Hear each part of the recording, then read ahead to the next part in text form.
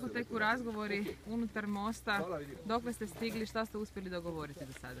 Dakle, razgovori teku odlično, pokazali smo i zajedništvo, pokazali smo čak i dobru konstruktivne razgovore. Pričamo dakle o reformama koje ćemo prezentirati na razgovorima koji će ići tijekom sljedećeg tjedna i sa HDZ-om i sa SDP-om.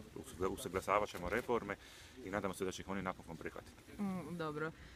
Konstantno ponavljate riječ reforme. Možete nabrojati barem 5 ključnih reformi na kojima ćete sigurno insistirati? Ovako, prvo inzistirat ćemo na kompletnom paketu reformi, ali naravno da su one glavne reforme koje smo i pričali u predizborno vrijeme, dakle pravosuđe, javna uprava, javna poduzeća i uglavnom to.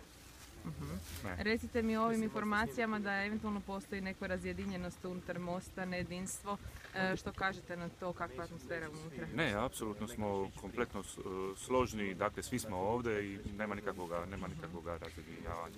Postoje još neke informacije, moram vam reći, priča se već unutar HDZ-a, kako su se već unutar Mosta podijelili članovi na 10 njih da je za HDZ, 8 za SDP i da bi se onda priklonili svi zajedno HDZ-u. Što kažete na to? Uopće nije bilo rasprave o tome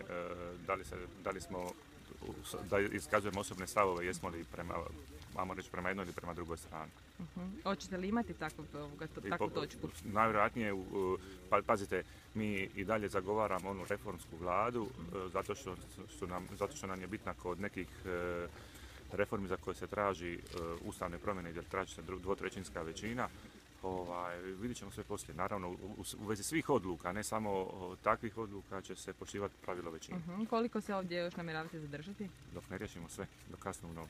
Do kasnu noć, do ponedjeljka? Ne mora znači, uglavnom sad pred kraju smo usuglašavamo, sigurno da ćemo, sigurno danas tijekom dana ćemo završiti. Dobro, recite kad imate predah, kako ga provodite? Predah je svakih sat vremena, 10 minuta i to je to.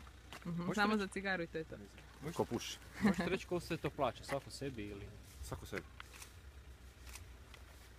Hvala lijepo.